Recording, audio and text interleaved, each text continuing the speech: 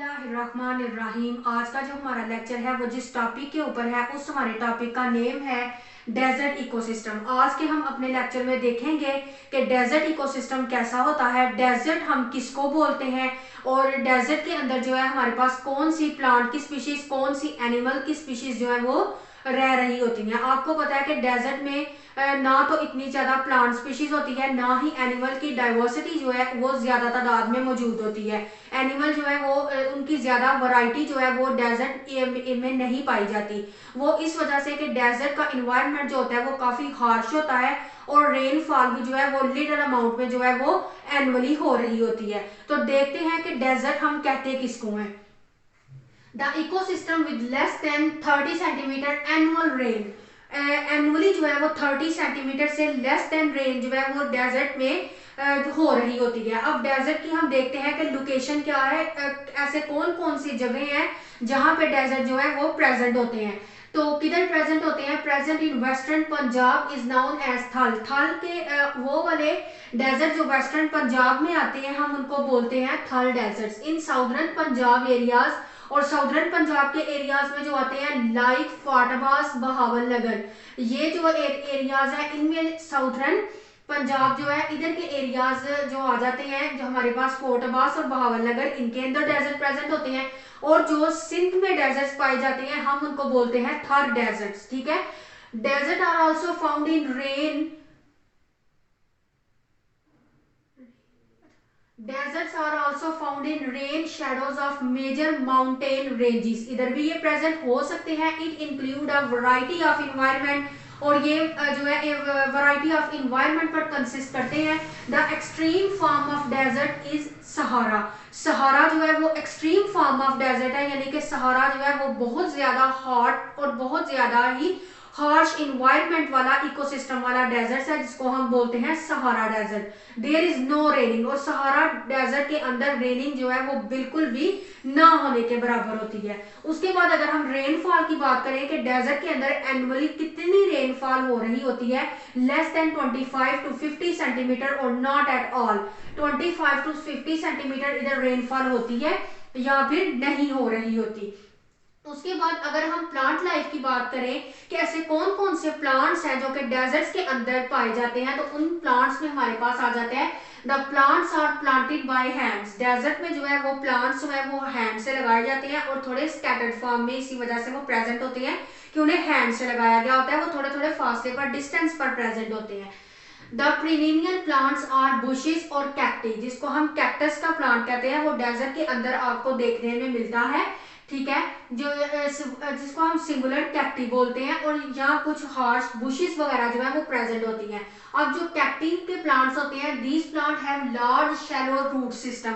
इनके पास large root system होता है, और ये रूट सिस्टम क्यों होता है एक कैक्टस के अंदर जो कि डेजर्ट में प्रेजेंट होता है, वो इस वजह से प्रेजेंट होता है कि उसकी रूट जो है वो डीप रूट सिस्टम होता है, ताकि वो जमीन के अंदर डीपर लेयर में जाकर जो वाटर है उसको एब्जॉर्ब कर सके और अपनी स्टेम के अंदर स्टोर कर सके। जब भी ड्राफ्ट का सीजन हो या लिटिल अमाउंट ऑफ रेनफॉल होती है डेजर्ट के अंदर, तो जब डेजर्ट के अंदर रेनफॉल हुई, जो पानी जो मौजूद है सॉइल के अंदर, सॉइल स्टोर किया है, ये जो कैक्टी के प्लांट होती हैं इनकी रूट जो है वो काफी डीपर होती हैं, तो ये डीप से जाके पानी को सक कर लेते हैं वाटर को और अपनी स्टेम के अंदर स्टोर कर लेते हैं, ताकि ड्राफ्ट सीजन के अंदर वो इसको यूटिलाइज कर सके।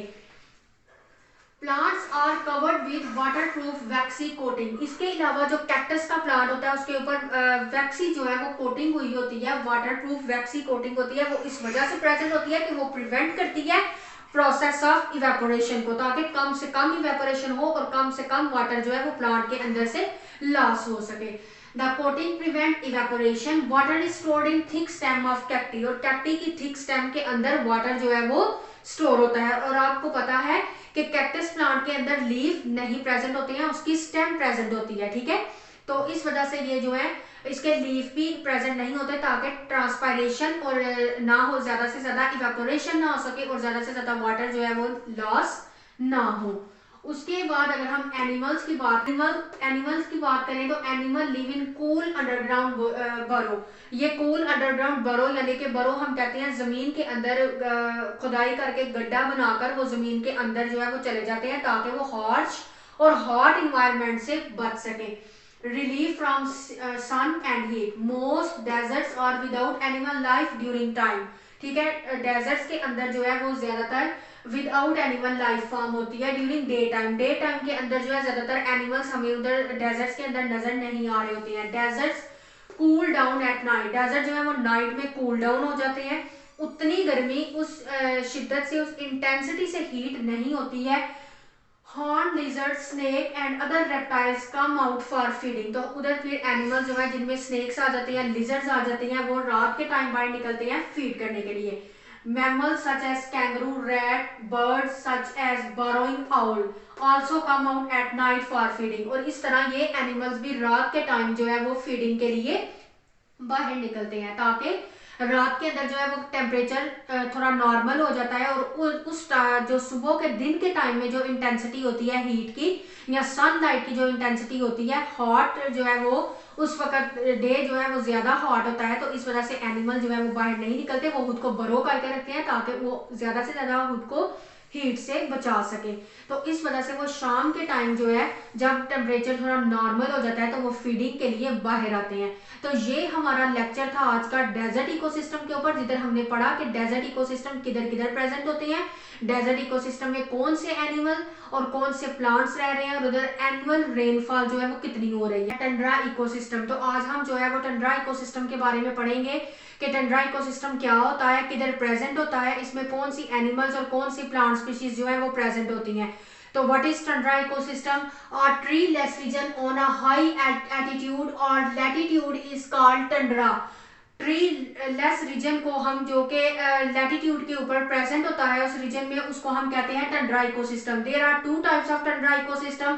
First one is arctic tundra and second one is the first one is arctic tundra and second one is alpine tundra।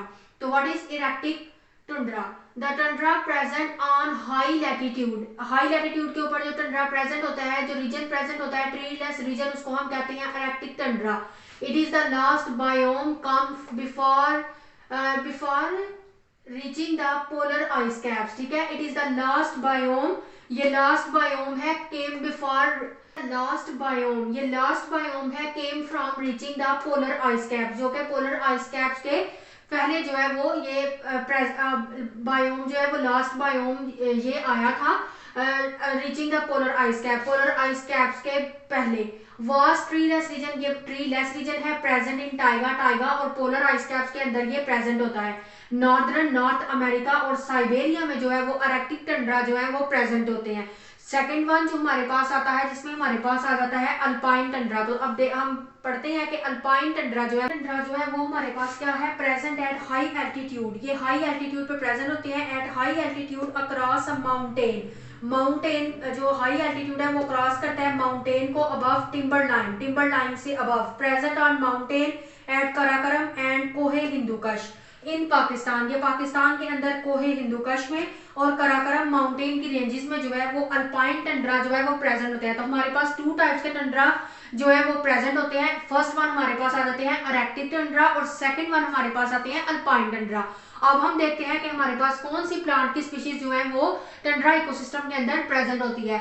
Ground is carpeted with small perineal flowers, small perineal flowers के साथ जो ground है वो carpeted हुआ होता है, and draft willow और कुछ ड्राफ्ट विलो के साथ। There are only few and fall often large lichen or the often large lichen called Rhenidian moss is also present। ठीक है, ये हमारे पास कुछ लार्ज लाइकन की टाइप्स है Rhenidian moss जो कि टंड्रा इकोसिस्टम में प्रेजेंट होती है।